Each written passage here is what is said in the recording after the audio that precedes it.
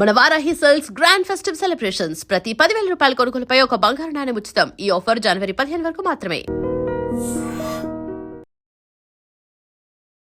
నమస్తే, welcome to I dream. నేను ఉదయశ్రీ. ఈ రోజుల్లో పెళ్లి చేయడం అంటే మామూలు విషయం కాదు. ఆర్థికంగా అండ్ మంచి సంబంధం దొరకాలంటే చాలా చాలా కష్టం. ఇక మొదటి పెళ్లికే ఇట్లా ఉంటే కొంతమందికి దురదృష్టవశాత్తు పార్ట్నర్ చనిపోవడం జరుగుతుంది. కొంతమందికి ఏజ్ పైబడుతూ ఉన్న సంబంధాలు రావు. ఇలా 50+ ఉండి వివాహం చేసుకోదలిచిన వాళ్ళు, అలాగే ఒకవేళ జీవిత భాగస్వామిని కోల్పోయిన వాళ్ళ కోసం మన భారతి గారు పరిచయము పరిణయము భారతి సహాయ అంటూ ఒక వేదికను మనకు పరిచయం చేస్తూ ఉన్నారు. ఈ వేదిక ద్వారా ఎంతో మందికి పెళ్లిళ్ళు చేస్తూ ఉన్నారన్నమాట. మరి ఏంటి ఈ వేదిక?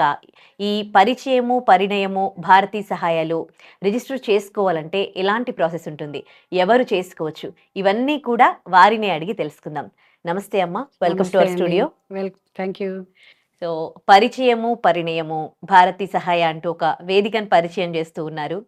ఫస్ట్ మ్యారేజ్ అసలు పెళ్లిల మీద ఇంట్రెస్ట్ పోయింది, కానీ ఒక ఏజ్ వచ్చాక మాత్రం రియలైజ్ అవుతూ ఉన్నారు పార్ట్నర్ అంటే ఎంత ఇంపార్టెంట్ అని. అందుకోసమే ఇప్పుడు అంటే లేట్ అయినా కానీ పెళ్లిళ్ళు చేసుకోవడానికి ముందుకు వస్తూ ఉన్నారు, అండ్ పార్ట్నర్ని కోల్పోయిన వాళ్ళు కూడా ముందుకు వస్తూ ఉన్నారు ఇంకో పెళ్లి చేసుకోవడానికి. మరి అంటే ఎవరు అర్హులు అసలు దీంట్లో రిజిస్టర్ చేసుకోవాలి అని అంటే ఇది రెండో పెళ్లి వాళ్ళకి మాత్రమే సంబంధించిందండి. ఏ ఏజ్ అయినా సరే, ఇప్పుడు అనేక కారణాల వల్ల డైవర్సులు తీసుకుంటున్నారు, లేకపోతే యాక్సిడెంట్స్ అయ్యి ఏదో డెత్ అది అవుతుంది, వాళ్ళందరికీ కూడా ఇది ఉపయోగం అన్నమాట. ఆ పరిచయ వేదికకి వచ్చి అక్కడ వాళ్ళు కలుసుకొని ఒకళ్ళొకళ్ళు ఎవరికి నచ్చితే వాళ్ళు మాట్లాడుకొని వాళ్ళు పెళ్లి చేసుకోవచ్చు. అంటే ఎవరు ఎలా పిలుస్తారు వాళ్ళని, ఎప్పుడు మేము పిలుస్తారు? మేము ఇట్లా మీడియా ద్వారాను వెళ్తుంది, మేము కూడా వాళ్ళకి ఇన్ఫర్మేషన్స్ ఇస్తూ ఉంటాము. ఓకే, ఎలా రిజిస్టర్ చేసుకోవాలి? వాళ్ళు ముందుగానే మాకు రిజిస్ట్రేషన్కి చెప్పాలి. మేము మేడం వస్తాము మీ దగ్గరికి, మేము రిజిస్టర్ చేసుకుంటాము అంటే మేము 2 monthsకి ఒకసారి పరిచయ వేదిక పెడతాం. ఆ పరిచయ వేదికకి వచ్చి వాళ్ళు అక్కడ రిజిస్ట్రేషన్ చేసుకొని కంపల్సరీ కోర్టు డైవర్స్ లేదా డెత్ సర్టిఫికెట్ ఉండాలి. ఆధార్ జిరాక్స్, పార్ట్నర్ లేడీస్ అయితే జెంట్స్, జెంట్స్ అయితే లేడీస్, వాళ్ళ ఆధార్ జిరాక్స్ ఒకటి ఉండాలి, పాస్పోర్ట్ సైజ్ ఫోటో ఉండాలి. ఇవన్నీ తీసుకొని మా మీటింగ్ మేము ముందుగానే వాళ్ళకి అడ్రస్ అది ఇన్ఫార్మ్ చేస్తాం ఫోన్లో వాట్సాప్ ద్వారా. వాళ్ళు ఆ రోజు అక్కడికి వస్తే అక్కడ అప్లికేషన్ ఇస్తాము, నోట్ చేసి ఇవన్నీ ఇస్తే మా లాయర్ ఉంటారు, లాయర్ చెక్ చేస్తారు. డైవర్స్వి కంపల్సరీ డైవర్స్ చెక్ చేయాలి. డెత్ సర్టిఫికేట్ అంటే వాళ్ళ పేరు వీళ్ళ పేరు చూస్తే మనకి తెలిసిపోతుంది, డైవర్స్ మాత్రం చెక్ చేస్తాం. కంపల్సరీ చెక్ చేసి ఆ తర్వాత ఓకే అయితేనే రాణిస్తాం, లేకపోతే వద్దండి అని చెప్తాం, సమస్య లేదు. కంపల్సరీ ఏది మర్చిపోయినా వెనక్కి పంపిస్తాం. ఫోటో ఉండాలి, లేకపోతే డెత్ సర్టిఫికేట్ కానీ డైవర్స్ సర్టిఫికేట్ కానీ ఏదో ఒక జిరాక్సే కావాలి మాకు. మేము ఒరిజినల్స్ తీసుకోము, జిరాక్స్ ప్లస్ ఆధార్ జిరాక్స్ 3 తీసుకొని రావాలి, వస్తేనే అలౌ చేస్తాం. ఇలాంటి మ్యారేజ్ బ్యూరో ప్లాట్ఫామ్స్ క్రియేట్ చేయాలి అంటే ఫస్ట్ మనకి ఎక్స్పీరియన్స్ ఉండాలి కదా. సో మీకున్న ఎక్స్పీరియన్స్ ఏంటి? ఎందుకంటే మోసాలు కూడా జరుగుతూ ఉంటాయి కదా. అవునండి, నేను 13 years ఎక్స్పీరియన్స్ ఉంది నాకు. నేను పరిచయం పరిణయం భారతి సహాయ అనే పేరుతో రిజిస్టర్ కూడా చేసుకున్నాను. నాది registration form. Okay, 13 years experience ఉందా? ఓకే, సో అంటే ఎలాంటి ఇబ్బందులతో రెండో మ్యారేజ్ చేసుకోవడం మీరు చూస్తూ ఉంటారు ఎక్కువగా మీ దగ్గరకు వచ్చిన కేసెస్లో? ఎక్కువ డెత్ ఉంటుందండి. డెత్ ఉంటుంది 50 to 60% డెత్ ఉంటే మిగతా 40% డైవర్స్లు ఉంటాయి. మోస్ట్లీ ఇప్పుడు ఏదో చిన్న చిన్న కారణాలకు కూడా వాళ్ళకి నచ్చక డైవర్స్ ఇచ్చేస్తున్నారు. అది మనం ఏం చెప్పలేము వాళ్ళ ఇది. కాకపోతే డైవర్స్ ఇచ్చిన తర్వాత వేరే వాళ్ళని చేసుకోవాలనే ఆలోచన ఒకటి వస్తుంది. అందుకని వాళ్ళు ఇలాంటి ప్లాట్ఫామ్స్ యూస్ చేసుకొని వచ్చి వాళ్ళకి తగిన పార్ట్నర్ని ఎన్నుకొని చేసుకుంటారు. అదే ఒక వయసు వచ్చేసిన వాళ్ళైతే 50+ వాళ్ళు కూడా వస్తారు చాలామంది. వాళ్ళకేంటంటే ఇంట్లో పిల్లలు వాళ్ళు వేరే వేరే జాబ్స్కి వెళ్ళిపోయి చేసి వీళ్ళు ఒంటరి వాళ్ళు అయిపోతున్నారు.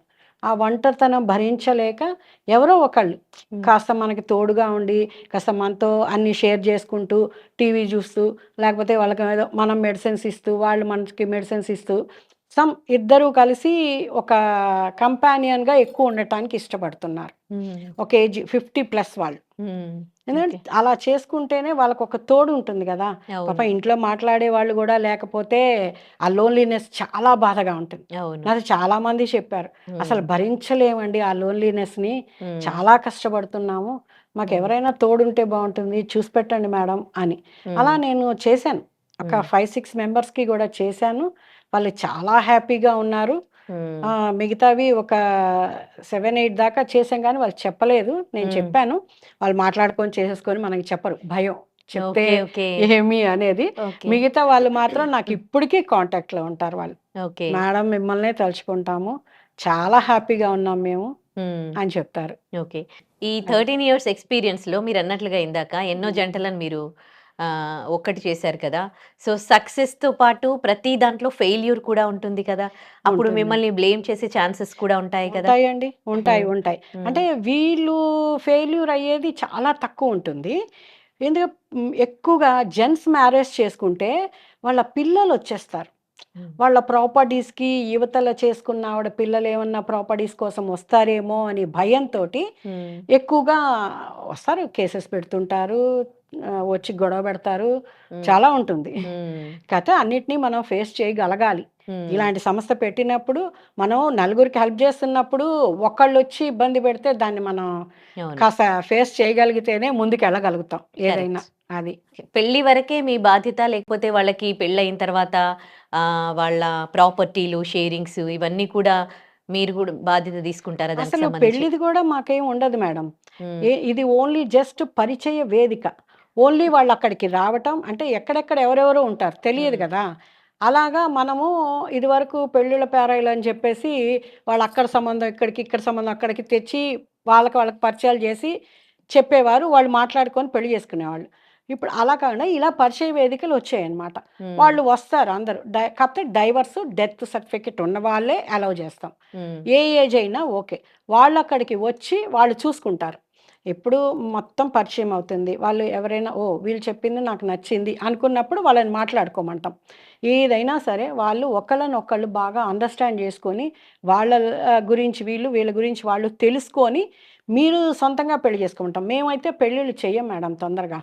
ఎందుకంటే చేసుకుంటారు కానీ తర్వాత సక్సెస్ అవ్వకపోతే మన మీదకి వస్తారు. అవును, అది పెద్ద రిస్క్ అన్నమాట.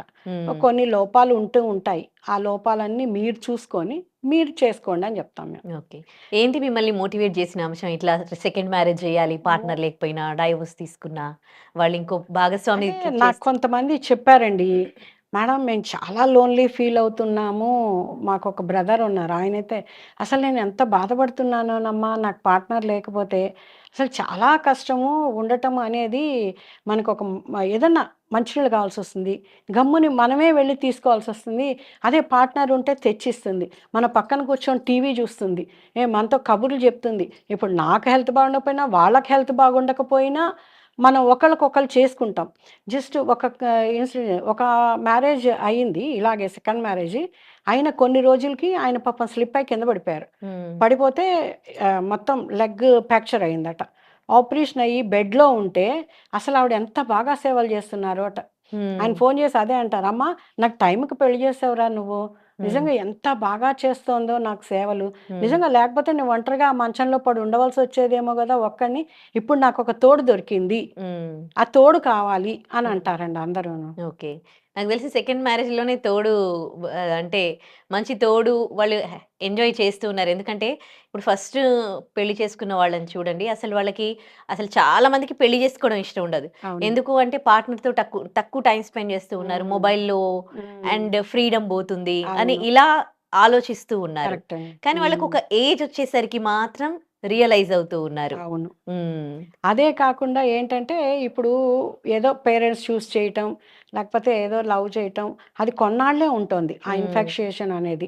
అదే పేరెంట్స్ చూస్ చేస్తే కొన్ని రోజుల కల్లా వీళ్ళకి వాళ్ళ మీద మంచిగా ఉండేవాళ్ళు ఉంటున్నారు, అందరినీ మనం అనం అలాగా. మంచిగా ఉండేవాళ్ళు ఉంటున్నారు, కొంత గొడవలు జరిగి బయటకు వచ్చేవాళ్ళు ఉంటున్నారు, అడ్జస్ట్ అవ్వలేకపోతున్నారు ఇప్పుడు. అది వచ్చింది. ఇప్పుడు సెకండ్ అనంగానే వాళ్ళు కొంత అవేర్నెస్ తోటి మనకు అంతకుముందు ఇలా నచ్చలేదు కాబట్టి ఇప్పుడు మనం వాటిని చూసుకొని చూస్ చేసుకుందాం. అవతల వ్యక్తిలో మనకు నచ్చిన క్వాలిటీస్ ఉన్నవి చూసుకొని చేసుకుందామని కొంచెం చిన్న ఏజ్ వాళ్ళు అనుకుంటున్నారు. కొంచెం పెద్ద ఏజ్ వాళ్ళు ఏంటంటే మనకి నచ్చింది, మనకు తోడు ఉండగలరు వీళ్ళు అనుకున్న వాళ్ళు చేసేసుకుంటున్నారు. అది కానీ పిల్లల విషయానికి వచ్చేసరికి వాళ్ళు ఏమనుకుంటారంటే ఫాదర్ కి 50 దాటిపోయినాయి, లేకపోతే మదర్ కి 40 క్రాస్ అయిపోయింది, వీళ్ళకి ఈ వయసులో పెళ్ళి అవసరమా, సొసైటీ ఏమనుకుంటది అని ఇలా కూడా ఆలోచించే వాళ్ళు ఉంటారు కదా. ఆలోచిస్తారండి, ఆలోచిస్తారు. కానీ కొంతమంది పిల్లలు ముందు స్టెప్ వేస్తున్నారు. ఎందుకంటే వాళ్ళకి కొంత బాధ్యత పెరుగుతోంది. ఫాదర్ కానీ మదర్ కానీ ఒకళ్ళు లేకుండా ఒకళ్ళు ఉంటే వాళ్ళు ఎక్కడో జాబ్స్ చేస్తుంటారు, లేకపోతే యుఎస్లో ఉంటారు, వీళ్ళు ఒంటరిగా ఉంటున్నారు, ఎలాగా మనం చూడలేము. ఇప్పుడు కేర్ టేకర్స్ని పెడితే వాళ్ళు ఎంత చూస్తారు అనేది మనకు తెలియదు. అందుకని కొన్ని పెళ్లి చేసుకొని మంచిదే కదా అనుకొని చేస్తున్న వాళ్ళే పిల్లల దగ్గర ఉండి చేస్తున్న వాళ్ళు కూడా ఉన్నారు. ఒక జంటను చూశాను నేను, అలాగనే నేనే ఇచ్చేసాను, పేర్లొద్దు. వాళ్ళు ఆవిడకి 3 కూతుళ్ళు, ఆయనకి 2 కూతుళ్ళు. వాళ్ళే కావాలని చేశారన్నమాట. అందరూ వచ్చి థ్యాంక్స్ మేడం, మీరు మా మదర్ని ఫాదర్ని కలిపారు అని చెప్పారు నాకు వాళ్ళ పిల్లలు. ఇప్పుడు రేపు డెలివరీ ఆయన కూతురికి 2 యుఎస్ వెళ్తున్నారు. అలాగుంటారు. కొంతమంది డిస్టర్బెన్సెస్ ఉంటాయి కదా, అటు ఉంటాయి. ఇటు పిల్లల మధ్యలో డిస్టర్బెన్స్ ఉంటున్నాయండి. ఎక్కువ కూడాను మగవాళ్ళ పిల్లలకి ఎక్కువ ఉంటుందండి. జెంట్స్ ఉంటే పిల్లలకి ఏంటంటే వాళ్ళ ఆస్తి ఎక్కడ పోతుందో అని భయపడుతున్నారు. చాలా మంది ముందు మాకు ఆస్తి రాసి ఇచ్చేసి తర్వాత నువ్వు వెళ్ళి పెళ్లి చేసుకో అంటున్నారు. కానీ ఇప్పుడు ఫాదర్ గురించో మదర్ గురించో కూడా వీళ్ళు ఆలోచించాలి కదండి. ఏంటంటే వాళ్ళు ఒంటరిగా ఉంటున్నారు, వాళ్ళ పరిస్థితి ఏంటి, ఏ రాత్రో ఫీవర్ వస్తుంది, లేకపోతే హెడేక్ వస్తుంది, లేకపోతే ఇంకొకటి వస్తుంది, ఏదో అవుతుంది, కళ్ళు తిరిగిపోతాయి. అప్పుడు చూసే దిక్కెవరండి? నువ్వే కేర్టేకర్నా పెడతావు, వాళ్ళు ఎంతసేపు ఉంటారు? కాసేపు చూస్తారు, వాళ్ళకే నిద్ర వస్తుంది, పడుకుంటారు కదా. అదే లైఫ్ పార్ట్నర్ అంటూ వస్తే పక్కన పడుకుంటారు. మీద చెయ్యేస్తే అయ్యో ఒళ్ళు చల్లపడింది ఏంటి అనో, అయితే ఒళ్ళు వేడిగా ఉంది అని ఏంటో ఆలోచించి ఏంటి అని ఒక డాక్టర్ని పిలుస్తారు. ఎవరైనా హస్బెండ్ కానీ వైఫ్ కానీ పిలుస్తారు కదా. అది వాళ్ళకి కొంచెం బాగుంటుంది. అది వీళ్ళు ఆలోచించాలి పిల్లలు. ప్రతి ఒక్క మేము చూస్తాం పిల్లలు కదా, ఆలోచించాల్సిన విషయం ఇది. ఆలోచించాల్సిన విషయం తల్లిదండ్రుల అండి. గురించి వాళ్ళని ఎంత ఉమ్. కష్టపడి పెంచుతారు అంతే, పిల్లల్ని. అది పెద్దగా అయినాక పిల్లల బాధ్యత కూడా ఉంటుంది తల్లిదండ్రులపై ఉమ్. సంబంధించి అవును. చూసుకోవాల్సింది. వాళ్ళు ఏమంటారు, వచ్చి మా దగ్గర ఉండిపోండి అంటారు. వీళ్ళు కొంతమంది ఎలా ఫీల్ అవుతున్నారంటే, అంటే నాతో చెప్తారు కాబట్టి తెలుస్తుంది. మేడం వాళ్ళు చిన్నపిల్లలు, మేము వెళ్తాం వాళ్ళ ఇంట్లో ఉంటాం, వాళ్ళు మమ్మల్ని చూసి ఎంజాయ్ చేయడానికి భయపడతారు. అయ్యో నాన్నున్నారు, నా అమ్మ లేదు, లేకపోతే అమ్మ ఉంది నాన్న లేరు, వాళ్ళు ఎలా ఫీల్ అవుతారో అని వాళ్ళు విడిగా ఉండటానికి కూడా టెన్షన్ పడుతున్నారు. వాళ్ళకి ఆ ఇబ్బంది మేము తేకూడదు కదా, మేము ఒంటరిగా ఉండలేకపోతున్నాం, అందుకని మాకొక తోడు ఉంటే బాగుంటుంది అని చెప్తున్నారు. ఎంతైనా భాగస్వామి ఇచ్చిన టైం కానీ పిల్లలు ఇవ్వలేరు కదా, ఇవ్వలేరండి. వాళ్ళతో కూర్చొని వాళ్ళని మనం అనకూడదు, ఎందుకంటే వాళ్ళ బిజీలు వాళ్ళవి, వాళ్ళ లైఫ్ వాళ్ళది, వాళ్ళు వాళ్ళ పిల్లలు ఉద్యోగాలు వాళ్ళకి సరిపోతుంది. పాజిటివ్ గానే మనం అంటున్నాము. మీన్స్ వాళ్ళు కూడా ఇప్పుడు వాళ్ళకి ఫ్యామిలీ ఉంటది, పిల్లల్ని చూసుకోవాలి, హస్బెండ్ ని చూసుకోవాలి, జాబ్ అందరూ జాబ్ చేస్తూ ఉన్నారు. అవును. ఈ మధ్య అంటే కొంతమంది మిమ్మల్ని అప్రోచ్ అవుతూ ఉండొచ్చు ధైర్యంగా, కానీ ఎంతో మంది పార్ట్నర్ లేని వాళ్ళు, వాళ్ళకి కావాలి అని ఉంటుంది కానీ ధైర్యం చేసి ముందుకు రాలేరు. సో అలాంటి వాళ్ళకి మీరు ఎలాంటి ధైర్యం చెప్పదలుచుకున్నారు? మేడం ఏదైనా కానీ ధైర్యం చేసి మనం ఒక మెట్టెక్కితేనే మేడపైకి వెళ్ళగలుగుతాం. అంతేగాని ఇక్కడే నుంచొని మేడపైకి అలా చూస్తూ ఉంటే మనం మేడపైకి వెళ్ళి ఎక్కలేం కదా. అలాగనే వాళ్ళైనా ధైర్యం చేసి ఒక్కసారి బయటికి వచ్చి ట్రై చేయండి. చేసేసుకోమని ఎవరిని చెప్పం మేము. అసలు అక్కడ లేడీస్ వచ్చినా జెంట్స్ వచ్చినా మేము అదే చెప్తాం, ఏమండి మీరేమంతా ఫోర్స్గా ఇదవ్వద్దు. లేడీస్కి అయితే బాగా ధైర్యం చెప్తాం, మేడం వెళ్ళండి, వెళ్ళి ఒక్కసారి మాట్లాడండి, వాళ్ళ ఫోన్ నెంబర్ తీసుకోండి, మీ ఫోన్ నెంబర్లు ఇవ్వకండి, మాట్లాడండి, మాట్లాడిన తర్వాత మీకు నచ్చింది అనిపిస్తే మీ పిల్లలతో మాట్లాడించండి, లేకపోతే మీకు ఎవరైతే కేర్ టేకర్స్ పెద్దవాళ్ళు ఎవరు ఉంటారు కదా వాళ్ళతో మాట్లాడించండి, మీకు ఓకే అనుకుంటే పెళ్లి చేసుకోండి. ఇప్పుడు మీ దగ్గర అంటే మీరు మీ ఎక్స్పీరియన్స్ లో అండ్ మీ దగ్గర ఇప్పుడు పరిణయం ద్వారా ఏజ్ దాటిన వాళ్ళలో మీరు ఎక్కువగా పెళ్లి చేశారు, ఏజ్ నుండి స్టార్ట్ అవుతున్నాయి? ఎక్కువ అంటే నేను చేసింది ఎక్కువగా ఒక ఆవిడ 65, ఒక ఆయన 70 ఏజ్ లో కూడా చేసుకుంటున్నారు, హ్యాపీగా ఉన్నారు. ఆయనే నేను చెప్పింది యాక్సిడెంట్ అయ్యింది అని. ఓకే. తర్వాత ఒక ఆయన 63, ఆవిడ 54, ఇంకొక ఆయన 62 అనుకుంటా, ఆవిడ 55. హ్మ్. తర్వాత ఇంకొకళ్ళు బెంగుళూరు దగ్గర ఉంటారు. హ్మ్. వాళ్ళు ఇంటర్ కాస్టే. కానీ చక్కగా ఉన్నారు. హ్మ్. చాలా ఆయన మంది 60 ఆవిడ 50 హ్మ్. కాకపోతే ఇప్పుడేంటంటే హ్యాపీగా ఉన్నారు ఇద్దరు. హ్మ్. ఫోను చేసి అదే చెప్తారు. "హ్యాపీగా ఉన్నాం మేడం. హ్మ్. మీ చలవేనండి. హ్మ్. రోజు ఒక్కసారైనా భారతి మేడం మనకి చేసింది. మనం హ్యాపీగా ఉన్నాం" అని అనుకుంటాం అని చెప్తారు వాళ్ళు. వాళ్ళట్లా కాల్ చేసినప్పుడు మీకెలాంటి నాకు సాటిస్ఫాక్షన్ చాలా గూస్ ఉంటది? బంప్స్ వస్తాయి. ఆ! చెప్తుంటే ఇప్పుడు నాకు వస్తున్నాయి. అదే. అదేంటంటే అది చాలా హ్యాపీగా అనిపిస్తుంది. ఆ! మన లైఫ్‌లో మనం ఏదో అచీవ్ చేసాం. ఒకళ్ళకి లైఫ్ ఇచ్చాం.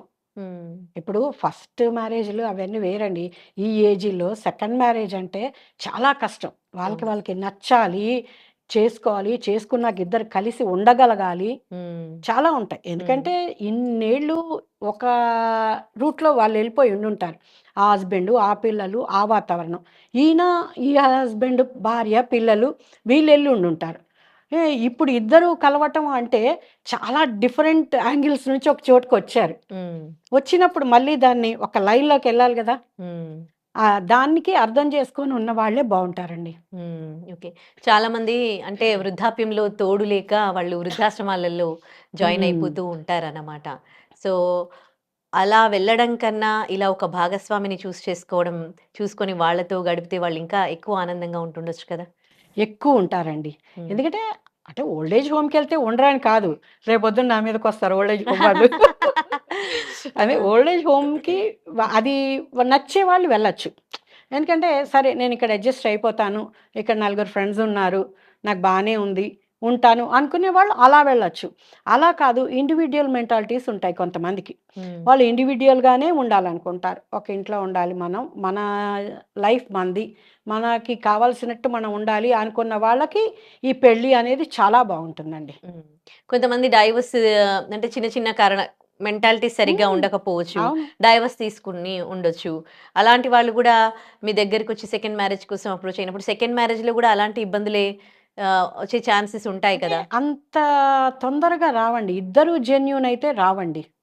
ఏ కొంతమంది డబ్బు కోసమే చేసుకుంటారు. హ్మ్. డబ్బు కోసమే చేసుకున్న వాళ్ళు అయితే మాత్రం మనం ఏమి చెప్పలేమండి వాళ్ళని. హ్మ్. అది. ఓకే. వాళ్ళకేమైనా వస్తారు ఆ! హ్మ్. ఓకే. వస్తారు, కొన్నాళ్ళుంటారు, డబ్బు తీసుకుంటారు, ఎళ్ళిపోతారు. అయ్యో! ఇలాంటివి గూడా ఉంటాయి. జరుగుతాయన్నమాట. జరుగుతాయండి. బాగా జరుగుతాయి. హ్మ్. చాలామంది ఏంటంటే డబ్బు ఇప్పుడు 100 మెంబర్స్ వచ్చారనుకోండి, 10 మెంబర్సే పెళ్లి చేసుకోవడానికి ఉండేట్టుంటారు.